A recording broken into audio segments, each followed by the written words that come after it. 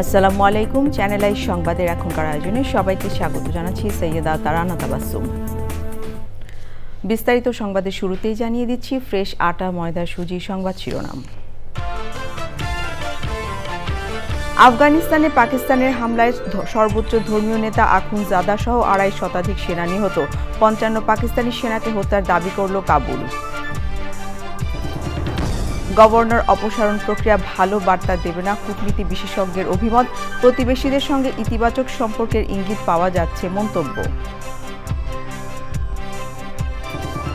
অর্থনীতির নাজুক অবস্থা কাটাতে কর বৃদ্ধির কথা বললেন অর্থমন্ত্রী। কর্মসংস্থান বাড়াতে দেশি বিদেশি বিনিয়োগে মনোযোগ।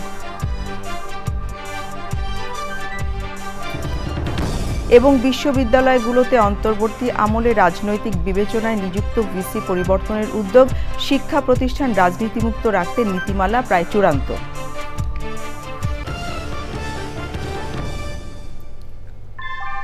ভূমিকম্প সহনীয় মোস্ট ডিউরেবল দেশের প্রথম থার্মেক্স রড সালাম স্টিল। সালাম স্টিল বোঝে ডিউরেবিলিটি। সালাম স্টিল, মোস্ট ডিউরেবল স্টিল। সংবাদ শিরোনামগুলো জানাচ্ছিলাম। এখনকার সংবাদ আয়োজন একই সঙ্গে চ্যানেল আইয়ের ইউটিউব চ্যানেলে এবং চ্যানেল আইয়ের ওটিটি প্ল্যাটফর্ম আইস্ক্রিনে লাইভ স্ট্রিম হচ্ছে। এবারে পুরো সংবাদ।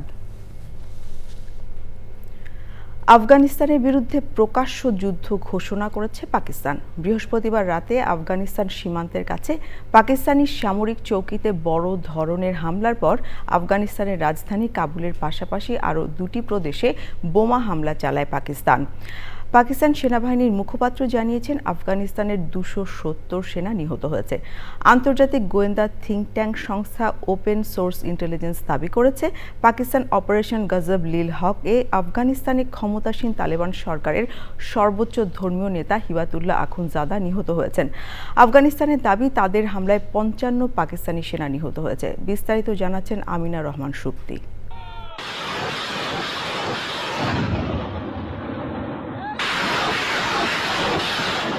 থেমে থেমে চলা সীমান্ত সংঘাতের পর এবার সর্বাত্মক যুদ্ধে দক্ষিণ এশিয়ার দুই দেশ পাকিস্তান ও আফগানিস্তান।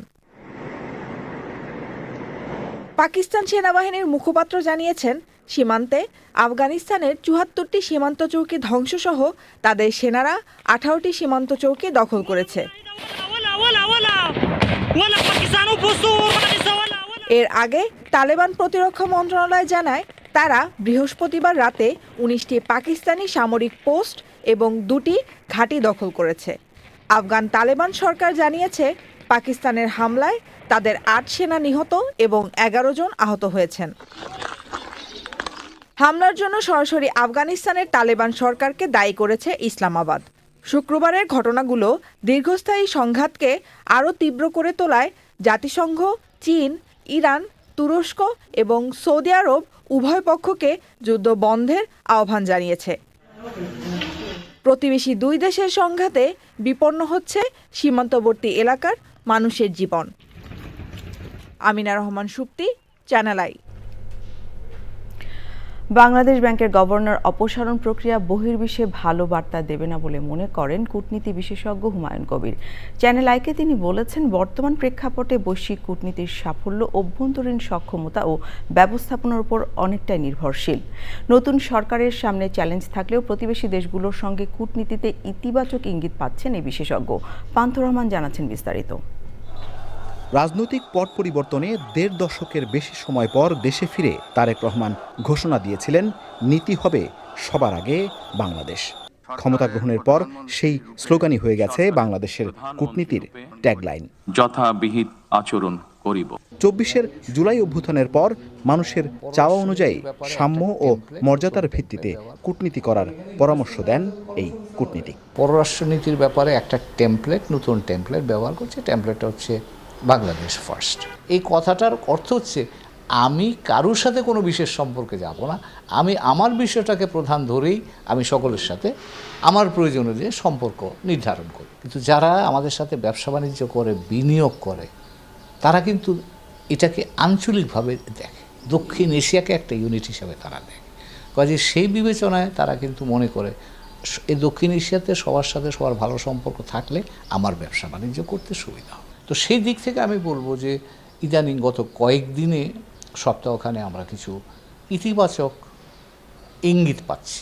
বিনিয়োগের আগে বিনিয়োগকারীরা সেই দেশের অভ্যন্তরীণ পরিস্থিতি বিবেচনায় রাখে উল্লেখ করে এই কূটনীতিক বলেন, বাংলাদেশ ব্যাংকের সাম্প্রতিক ঘটনাও তাদের বিবেচনায় থাকবে। গতকাল বাংলাদেশ ব্যাংকের গভর্নর নিয়োগ নিয়ে যেটা হয়েছে সেটা কিন্তু এটা অভ্যন্তরীণ সিদ্ধান্ত, বাংলাদেশ ব্যাংকের গভর্নর আমরা কাকে বানাবো সে, কিন্তু এটা বানানো, এটার কোয়ালিটি, পদ্ধতি, সম্ভাবনা সব কিছুই আপনার বাইরের পৃথিবীতে মূল্যায়ন হচ্ছে। কারণ বাইরের পৃথিবীতে আমাদের উন্নয়ন সহযোগীরা যারা আছে, প্রতিবেশীরা যারা আছে, যাদের কাছ থেকে আমরা ব্যবসা বাণিজ্য করি, অর্থ সাহায্য নেই, তারা কিন্তু সকলেই বুঝবার চেষ্টা করছে যে এই পরিবর্তনটার ইম্প্যাক্টটা কী হবে। আপনি কী রাজনৈতিক সিদ্ধান্ত নিচ্ছেন, কী অর্থনৈতিক সিদ্ধান্ত নিচ্ছেন, কী সামাজিক সিদ্ধান্ত নিচ্ছেন, সবগুলো কিন্তু আপনার পররাষ্ট্র নীতির উপাদান হিসাবে এসে যোগ হচ্ছে। 81তম জাতিসংঘ সাধারণ পরিষদের সভাপতি পদে জয় পেতে এখনই কাজ শুরুর পরামর্শ দেন সাবেক এই কূটনীতিক। আমার সক্ষমতার উপর নির্ভর করে ব্যবসা বাণিজ্য করতে হবে। পান্থ রহমান, চ্যানেল আই, ঢাকা। রাজধানীর বনানী নেভি সদর দপ্তরে কেন্দ্রীয় মসজিদে জুমার নামাজ আদায় করেন প্রধানমন্ত্রী তারেক রহমান। নামাজ শেষে মসজিদ প্রাঙ্গণে শিশু কিশোরদের সাথে কিছু সময় কাটান তিনি। প্রধানমন্ত্রীকে পেয়ে শিশু কিশোররাও আনন্দে মেতে ওঠেন।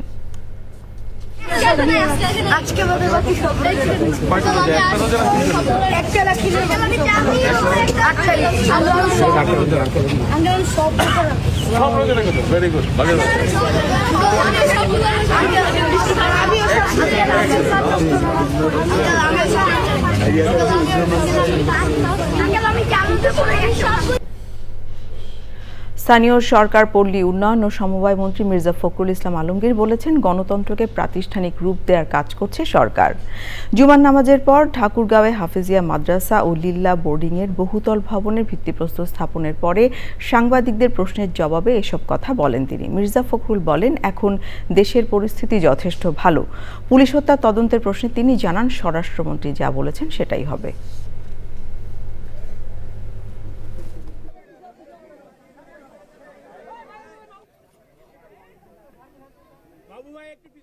স্থানীয় সরকার নির্বাচন যথাসময়ে হবে, এটা আমরা আগেও বলেছি, এবং গণতন্ত্রকে তার প্রাতিষ্ঠানিক রূপ দেওয়ার কাজগুলো করা হবে। স্বরাষ্ট্রমন্ত্রী যেটা বলেছেন সেটাই হবে, এবং যেহেতু তদন্ত হচ্ছে, দরকার যদি প্রয়োজন হয় তদন্ত হবে। এখন তো এটা মূলত তো আপনার আদালতে আছে।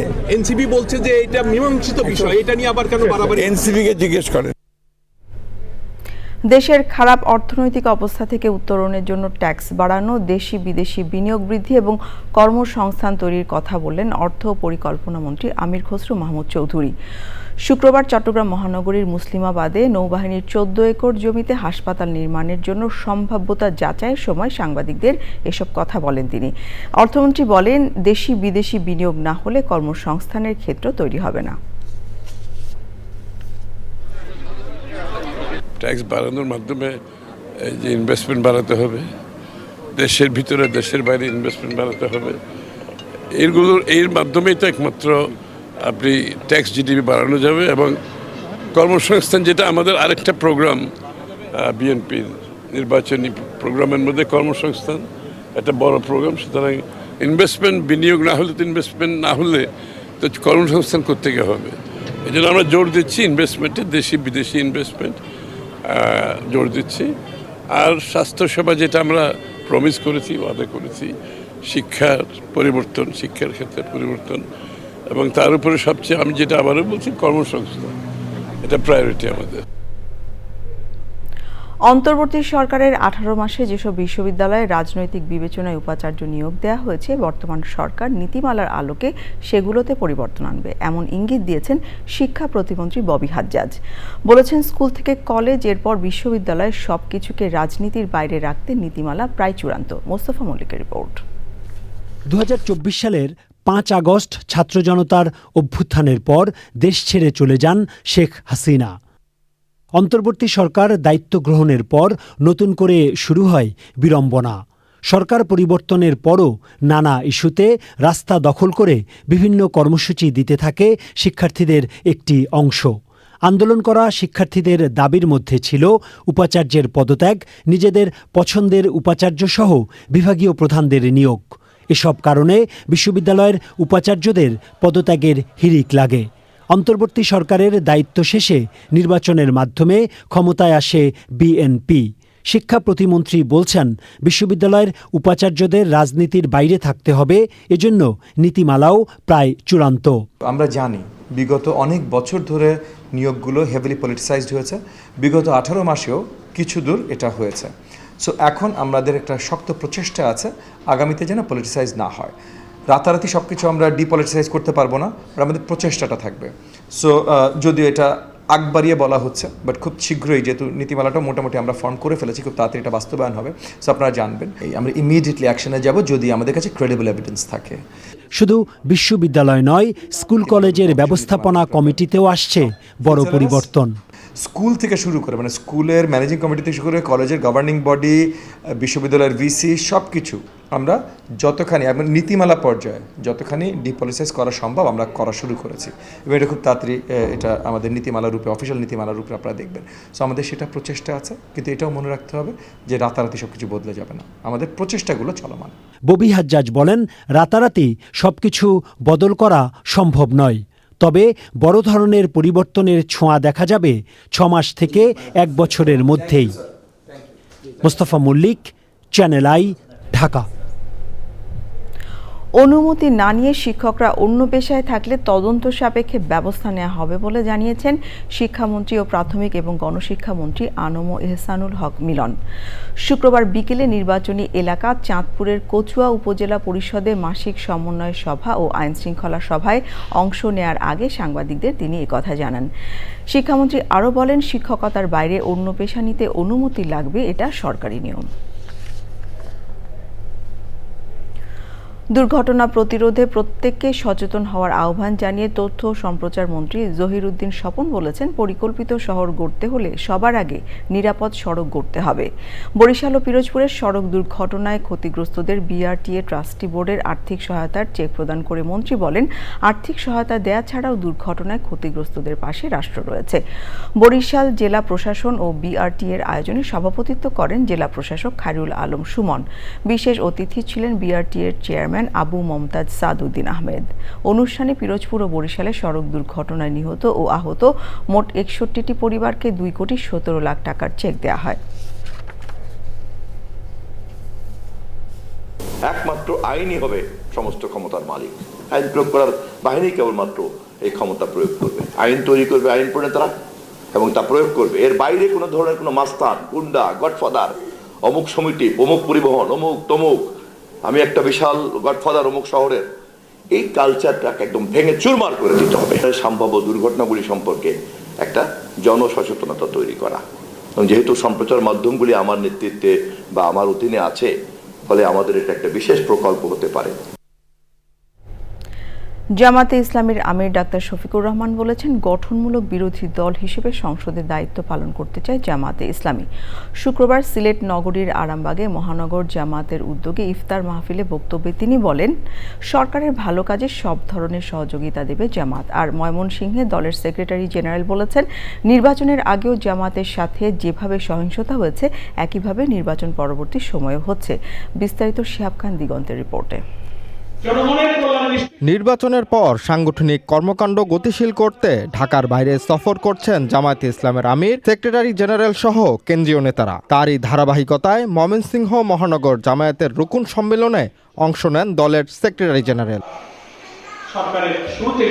অনুষ্ঠানে জামায়াতের সেক্রেটারি জেনারেল মিয়া গোলাম পরোয়ার বলেন, নির্বাচনের পরও বিভিন্ন স্থানে সহিংসতা হচ্ছে। রাজনৈতিক সহিংসতা, দলে দলে, ব্যক্তিতে ব্যক্তিতে এই সংঘাত, সহিংসতা, সন্ত্রাস বন্ধ করার জন্য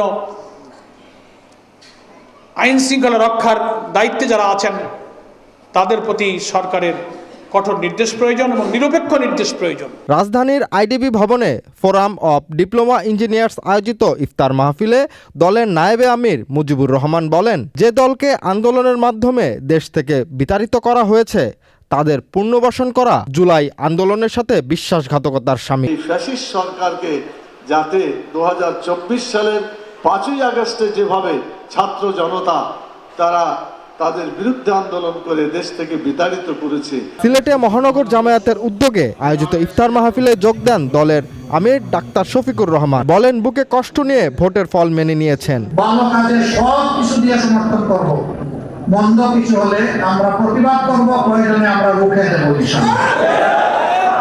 গঠনমূলক বিরোধী দল হিসেবে সংসদের দায়িত্ব পালন করতে চানও বলে জানান জামায়াতের আমির। শিয়াব খান দিগন্ত, চ্যানেল আই। রাজধানী সহ দেশের বিভিন্ন স্থানে ভূমিকম্প অনুভূত হয়েছে। আবহাওয়া অধিদপ্তর জানিয়েছে, ভূমিকম্পের উৎপত্তি স্থল সাতক্ষীরার আশাশুনি উপজেলা। বেলা 1:52 29 সেকেন্ডে ভূমিকম্প অনুভূত হয়। কয়েক সেকেন্ড ধরে কম্পন স্থায়ী ছিল।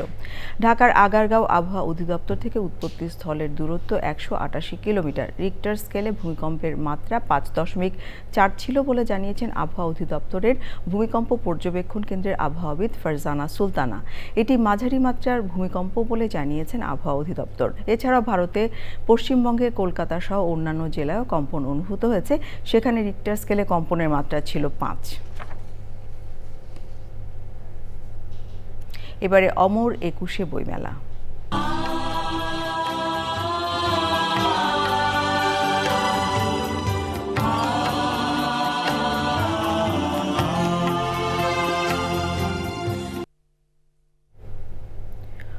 অমর 21 বইমেলার দ্বিতীয় দিনে লেখক পাঠকের উপস্থিতি ছিল নজরকাড়া। ছুটির দিন হওয়ায় পরিবারের সদস্যদের নিয়ে বইমেলায় আসেন অনেকে। এদিন মেলায় এসেছে 16টি নতুন বই, এর মধ্যে জীবনী গ্রন্থই বেশি। যাযাবর মিন্টু রিপোর্ট।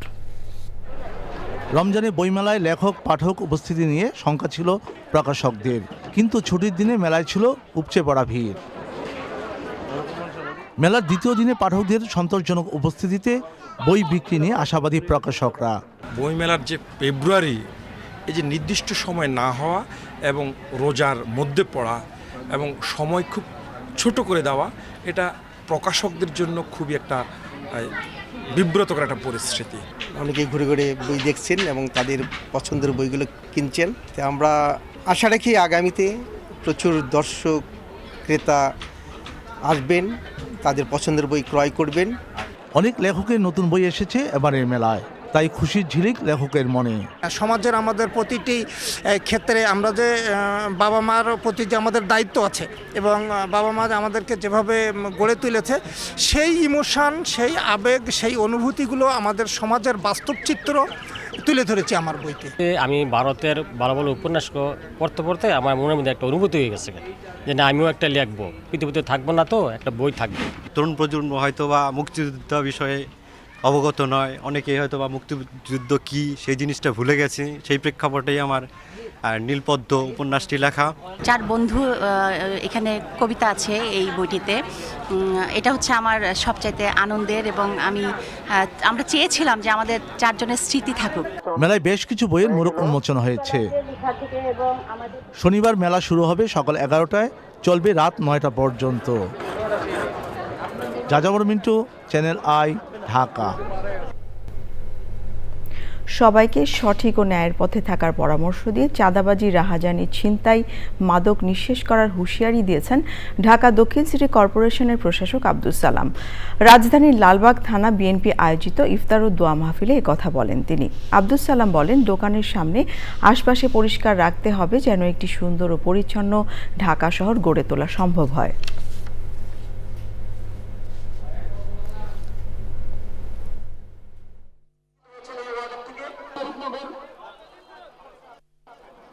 পরিষ্কার পরিচ্ছন্ন ঢাকা শহর হইতে হবে। সেটার জন্য আমাদের যা যা করা দরকার আমরা করব, কিন্তু জনগণ আপনারা যদি সচেতন না হন, আপনারা যদি সহযোগিতা না করেন, তাহলে কিন্তু সেটা সম্ভব হবে না। আপনাদের ময়লা আবর্জনাগুলো যদি যেখানে সেখানে ফেলেন তাহলে তো অসুবিধা। তারপর সামনে ডেঙ্গু আসতেছে, এখন থেকে যদি মশা আমরা নিয়ন্ত্রণ করতে না পারি তাহলে কিন্তু পরবর্তী পর্যায়ে আরো ভয়াবহ হবে। খুলনার দিঘলিয়ায় প্রতিপক্ষের ছুরিকাঘাতে যুবদল নেতা মুরাদ খুন হয়েছেন। তিনি দিঘলিয়া উপজেলার সেনহাটি ইউনিয়ন যুবদলের সিনিয়র যুগ্ম আহ্বায়ক ছিলেন। শুক্রবার বিকেলে বক্সিবাড়ি কবরস্থানের সামনে এ ঘটনা ঘটে। স্থানীয়রা জানায় পূর্ব শত্রুতার জেরে ছাত্রদল নেতা সাজ্জাদ ও আলামিন সহ 10 থেকে 15 জন মুরাদের উপর হামলা চালায়। পরে আহত অবস্থায় তাকে খুলনা মেডিকেল কলেজ হাসপাতালে নেওয়া হলে চিকিৎসক তাকে মৃত ঘোষণা করেন। দিঘলিয়া থানার অফিসার ইনচার্জ মোহাম্মদ শাহ আলম জানান, মুরাদের সাথে স্থানীয় ছাত্রদল নেতা সাজ্জাদের বিরোধ ছিল। রমজানে বাজারে দ্রব্যমূল্য মোটামুটি স্থিতিশীল রয়েছে, যদিও কাঁচা বাজারে শসা, লেবু ও বেগুনের দাম এখনও কমেনি। বেড়েছে খেজুর সহ ফলের দাম। ডিম ও ব্রয়লার মুরগির দাম কমলেও সোনালী মুরগির দাম আগের বাড়তি অবস্থায়। বাজারে পেঁয়াজের দাম অনেকটাই কমেছে, বিক্রি হচ্ছে 40 টাকা কেজি দামে। রাজধানীর বাজার পরিস্থিতি জানাচ্ছেন পরাগ আজিম। রমজানে বাজারে জিনিসপত্রের দাম অনেক বেড়ে যাওয়া দীর্ঘদিনের চিত্র। সে তুলনায় গত বছর কিছুটা নিয়ন্ত্রণে ছিল বাজার। এবারও অনেক পণ্যের বেলায় তেমনটাই দেখা যাচ্ছে। পেঁয়াজ গত সপ্তাহে ছিল 50-60 টাকা, এই সপ্তাহে হয়েছে 40 টাকা। দাম বাড়ে নাই, সবগুলো ঠিক আছে। একমাত্র শুধু রসুনটার দাম, চায়না রসুনটা বাইরে, ওইটা একটু দামটা বেশি। এছাড়া সবই নিত্যপণ্য যা আছে সবই ঠিক আছে। আগের তুলনায় একটু কম, আগের তুলনায় রোজগারের তুলনায় একটু কম আছে, আর একটু কমলে ভালো হতো আমাদের জন্য, যারা আমরা মিডল ক্লাস ফ্যামিলি। কাঁচা বাজারের মধ্যে শসা, লেবু ও বেগুনের দাম বেশি, বাকিগুলোর দাম স্বাভাবিক। লেবু বর্তমানে 80 টাকা 90 টাকা আলু বেচতেছি, শসা 120 টাকা কেজি, হাইব্রিড শসা আছে আপনার 70 থেকে 80 টাকা কেজি, বেগুন তো 100 টাকা কেজি। সব মালের দাম মোটামুটি দাম একটু কম আছে। কমলে তো ভালোই লাগে রে ভাই, আপনি যখন কিনতে যান তখন কমলে তো ভালোই লাগবে, বাড়লেই তো বার্নিং হয়। বাজারে ব্রয়লার মুরগির কেজি 185 থেকে 190 টাকা, তবে সোনালী মুরগির দাম কমেনি, 340 টাকা কেজি। মুরগি কিনলাম 340 টাকা করে, কিন্তু আপনার মনে করেন অন্যান্য জায়গায় যদি আমি হিসাব করে দেখি, এটা যদি 300 টাকার মধ্যে রাখা যায় তাহলে এটা মানুষের কিনে খেতে সুবিধা হয়। এই রমজানে খেজুর সহ ফলের দাম অনেকটাই বেশি। অনেক বেশি আপেলের দাম, 5000 টাকা আপেল 6600 500, সব মালের দাম আদানির বেশি বাড়ছে হিসাবে গিয়া। গরুর মাংসের দামও বেশি, 780 টাকা কেজি। ডিমের দাম কিছুটা কমে 105 থেকে 110 টাকা ডজন বিক্রি হচ্ছে। বাজারে চালের দাম স্থিতিশীল রয়েছে। নতুন সরকারের কাছে মানুষের প্রত্যাশা অনেক। এর মধ্যে সবচেয়ে বড় প্রত্যাশা দ্রব্যমূল্য স্থিতিশীল রাখা। আশার কথা হচ্ছে এই বিষয়টিতে এখন মানুষের মধ্যে সন্তুষ্টি রয়েছে। পরাগ আজিম, চ্যানেল আই, ঢাকা। এবারে আইসক্রিন সাংস্কৃতিক সংবাদ।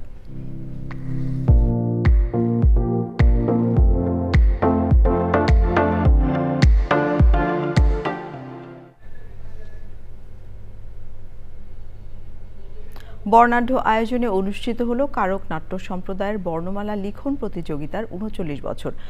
সকালে কেন্দ্রীয় শহীদ মিনারের পাদদেশে শতাধিক শিশুর উপস্থিতিতে হয় এই অনুষ্ঠান। হাতে খড়ি আয়োজনের মধ্য দিয়ে স্লেটে প্রথম লেখার অভিজ্ঞতা অর্জন করে শিশুরা। সুলতানা হিমুর রিপোর্ট।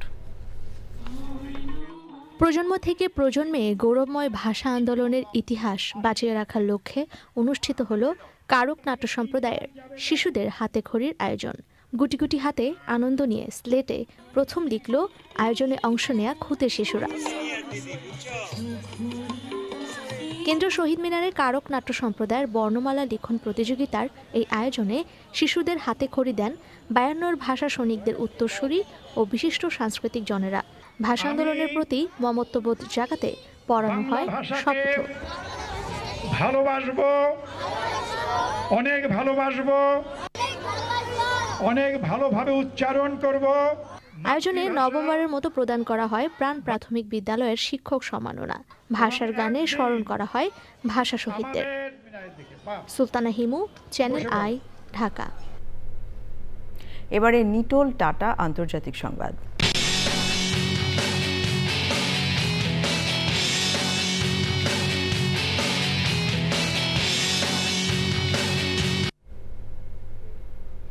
সুইজারল্যান্ডের জেনেভায় যুক্তরাষ্ট্র ও ইরানের মধ্যকার আলোচনার তৃতীয় ধাপ শেষ হয়েছে। ওমানের পররাষ্ট্রমন্ত্রী বদর আল বুসাইদি জানিয়েছেন, তৃতীয় দফার আলোচনা উল্লেখযোগ্য অগ্রগতির মাধ্যমে শেষ হয়। তিনি আরও জানান, আগামী সপ্তাহে অস্ট্রিয়ার রাজধানী ভিয়েনায় কারিগরি পর্যায়ের আলোচনা হবে। ইরানের পররাষ্ট্র মন্ত্রণালয়ের একজন মুখপাত্র জানিয়েছেন, আলোচনায় পারমাণবিক কর্মসূচি এবং নিষেধাজ্ঞা প্রত্যাহার ইস্যুতে গুরুত্বপূর্ণ প্রস্তাব উত্থাপন হয়েছে। মার্কিন কিছু গণমাধ্যমে জেনেভায় ইরানের পররাষ্ট্রমন্ত্রী আব্বাস আরাকচি ও যুক্তরাষ্ট্রের বিশেষ দূত স্টিভ উইটকফের মধ্যে সরাসরি বৈঠকের কথা বলা হলেও ইরানের তাসনিম সংবাদ সংস্থা তা নাকচ করেছে। তাসনিমের দাবি, ওই সাক্ষাৎ কেবল সৌজন্য বিনিময়ের মধ্যে সীমাবদ্ধ ছিল। এবারে কৃষি সংবাদ।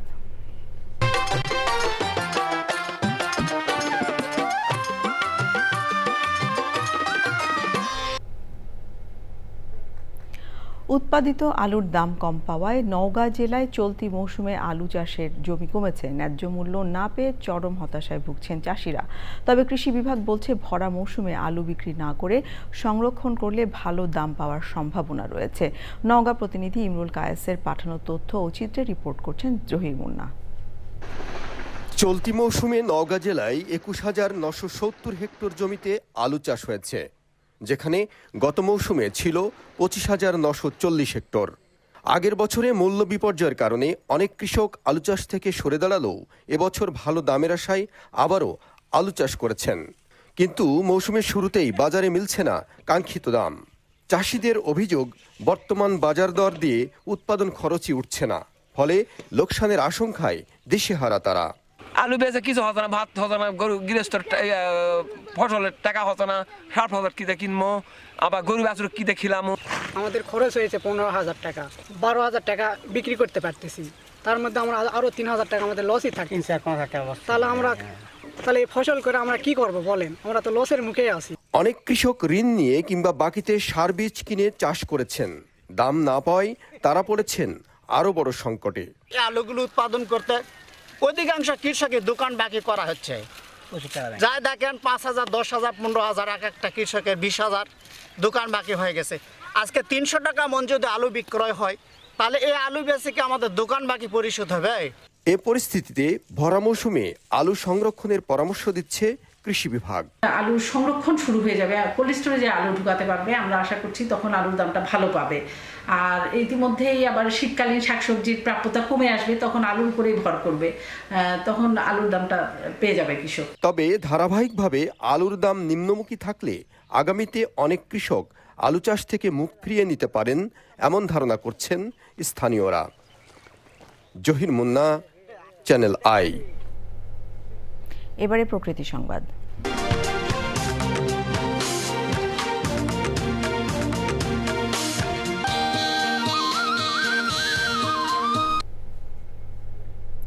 ঠাকুরগাঁওয়ের কৃষি ও প্রকৃতির এক সময়ের প্রাণস্পন্দন রামদারা খাল আজ কেবলই স্মৃতি। দখল দূষণে অস্তিত্ব হারাতে বসা ঐতিহাসিক খালের পরিবেশ যেমন বিপন্ন, তেমনি বিপাকে স্থানীয় কৃষক ও মৎস্যজীবীরা। পরিস্থিতি উন্নয়নে খালটি পুনরুদ্ধারের আশ্বাস দিয়েছে স্থানীয় প্রশাসন। ঠাকুরগাঁও থেকে এটিএম শামসুজ্জোহার তথ্য ও ভিডিও চিত্রে মোশাহিদ রনির রিপোর্ট। এক সময়ে যে খালের স্বচ্ছ জলে চলত মাছ শিকার আর কুলকুল ধ্বনিতে মেতে থাকত দুপাড়ির জনপদ, ঠাকুরগাঁও দিনাজপুর মহাসড়ক ঘেঁষা সেই ঐতিহাসিক রামদারা খাল এখন পচা নর্দমা। টাঙ্গন নদীর সাথে যুক্ত এই খাল ছিল স্থানীয় পানির প্রধান উৎস। অযত্ন, অবহেলা আর প্রভাবশালীদের দখল দূষণে সংকুচিত খাল রূপ নিয়েছে স্থাপনা ও ভাগাড়ে। পানির অভাবে আমরা পাটে আবাদ করতে পারি না, পানি যে দিব সেই রাস্তা নাই, রাস্তা রাখে নাই। যে অবস্থা হয়েছে, যে রামদারা ভবিষ্যতে থাকবে না। সরকারি তো ওই পাশে, এখন এইগুলা যেগুলা আমাদের পড়ে গেছে, এগুলা তো আমরা কিনে নিছি কাওলার জন্য। নদীর মতো ছিল, সবাই মাছ টাছ ধরে খাইতো, প্রাকৃতিক পরিবেশের মতো ছিল আর কি। পরিবেশের ভারসাম্য রক্ষা ও খাদ্য উৎপাদন ব্যবস্থার উন্নয়নে রামদারা খাল পুনর্খননের প্রয়োজনীয়তা এখন গণদাবিতে রূপ নিয়েছে।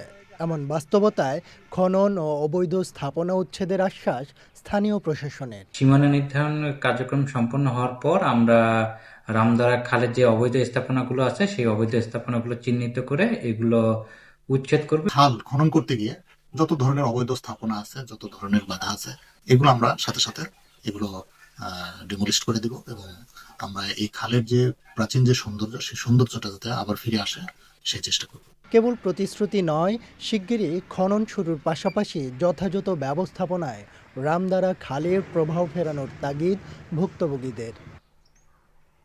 মোশাহিদ রনি, প্রকৃতি ও জীবন ডেস্ক, চ্যানেল আই। এবারে ঢাকা ব্যাংক পিএলসি বাণিজ্য সংবাদ।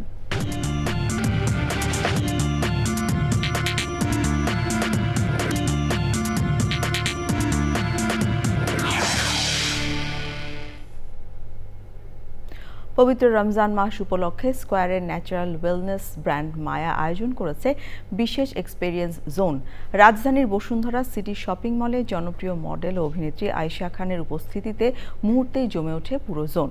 প্রিয় তারকাকে কাছে পেয়ে ভিড় জমান অসংখ্য ভক্ত ও ক্রেতা। এবারের এক্সপেরিয়েন্স জোনের বিশেষ আকর্ষণ natural match for skin and hair শীর্ষক ভার্চুয়াল এআই অ্যাসিস্ট্যান্ট, যার মাধ্যমে দর্শনার্থীরা কৃত্রিম বুদ্ধিমত্তার সাহায্য নিয়ে নিজের ত্বক ও চুলের জন্য সঠিক পণ্যটি বেছে নিতে পারবেন।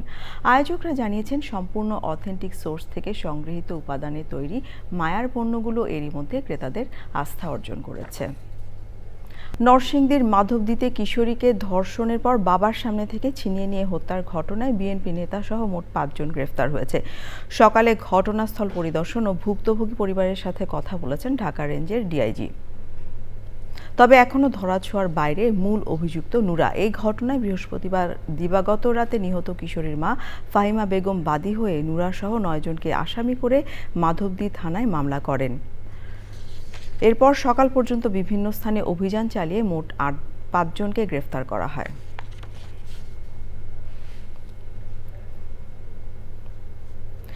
বাগেরহাটের মোংলার জয়মণিতে পরিবেশ বান্ধব উন্নত চুলা বিতরণ করেছে ওয়াইল্ড টিম। বন প্রান্তিক জনগোষ্ঠীর জ্বালানি কাঠের ব্যবহার কমানো এবং সুন্দরবনের উপর নির্ভরতা কমাতে এই কর্মসূচি নেওয়া হয়। উন্নত চুলা ব্যবহারে প্রায় 50% জ্বালানি সাশ্রয় হবে।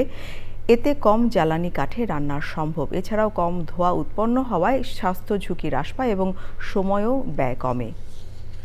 ওয়াইল্ড টিম কনজারভেশন বায়োলজি সেন্টারে কর্মসূচির উদ্বোধনী অনুষ্ঠানে প্রধান অতিথি সুন্দরবন পূর্ব বন বিভাগের বিভাগীয় বন কর্মকর্তা মোহাম্মদ রেজাউল করিম চৌধুরী সহ সংশ্লিষ্টরা উপস্থিত ছিলেন। ময়মনসিংহের ত্রিশালে সড়ক পাকাকরণে অনিয়ম ও দুর্নীতির অভিযোগ উঠেছে। স্থানীয়রা বলছেন, সড়ক পাকাকরণের নামে সরকারি টাকা লুটপাট হচ্ছে।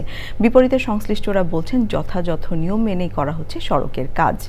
ময়মনসিংহ থেকে শেখ মহিউদ্দিন আহমেদের তথ্য ও ভিডিও চিত্রে রাজীব আহমেদের রিপোর্ট।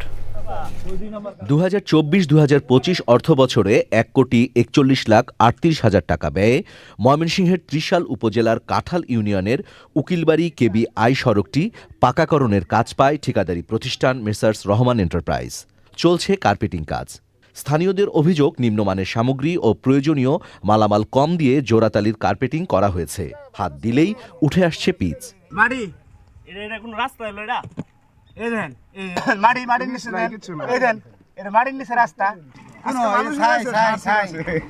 রাস্তাটা হানা করে যাওয়ার পরে 2 দিন পরে খালি চলটা উঠতে যাইতেছে, কিন্তু সম্পূর্ণটা দুর্নীতি চলতেছে। তারা এই টাকাগুলো লুটফাট করে হইতেছে। এই জায়গায় খুলে গেতে জায়গা ভাঙিয়ে গেতে জায়গা তেমন ভালো হয়নি। রাস্তা অটোমেটিক আমনি এগুলি আগলা হয়ে যেতে আছে। ওই মাটির রাস্তা থেকে এখন বর্তমানে খারাপ হইতে আছে। কোনো কিছু পরিষ্কার করে নাই, পরিষ্কার না করে এটার উপরে পিচ ডালে হয়ে গেছে। যা নিয়ে আছে ব্যাগটা নিয়ে আপনার সাফ করিয়া পরে তারা পিচ দেয়া দিক। এ বিষয়ে স্থানীয় সরকার প্রকৌশল অধিদপ্তর ও উপজেলা প্রশাসন বলছে, কাজে কোনো অনিয়ম হয়নি। বিভিন্ন জায়গায় আমরা থিকনেস চেক করতেছি, সবগুলোই ঠিক পেয়েছি।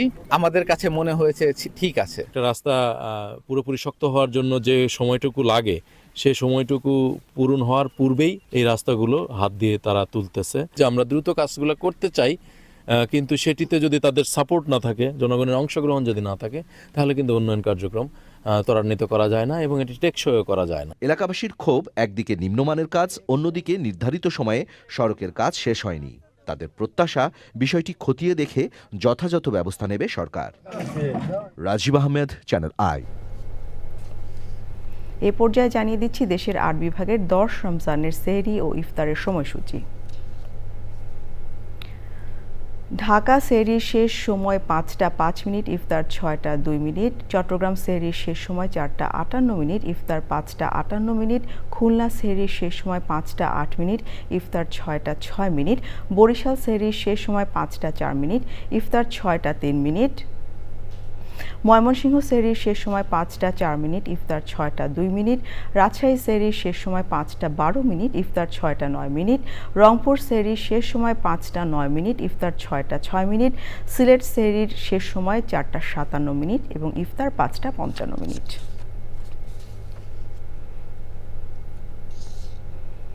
সংবাদ শেষ করব, তবে যাবার আগে ফ্রেশ আটা ময়দা সুজি সংবাদ শিরোনামগুলো জানিয়ে দিচ্ছি আরও একবার।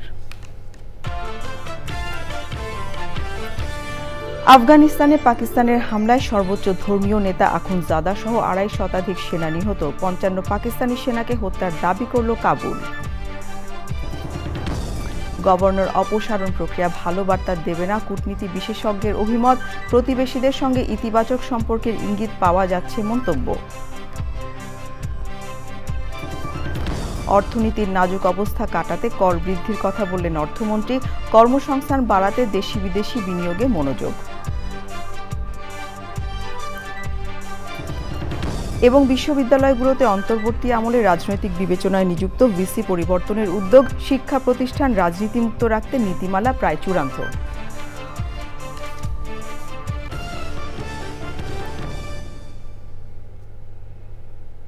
চ্যানেল আই সর্বশেষ সংবাদ জানতে ভিজিট করুন channelionline.com। যুক্ত থাকুন আমাদের সোশ্যাল মিডিয়া প্ল্যাটফর্মগুলোর সাথে। এই ছিল আমাদের এখনকার সংবাদ আয়োজন। ধন্যবাদ সবাইকে এতক্ষণ সঙ্গে থাকবার জন্য।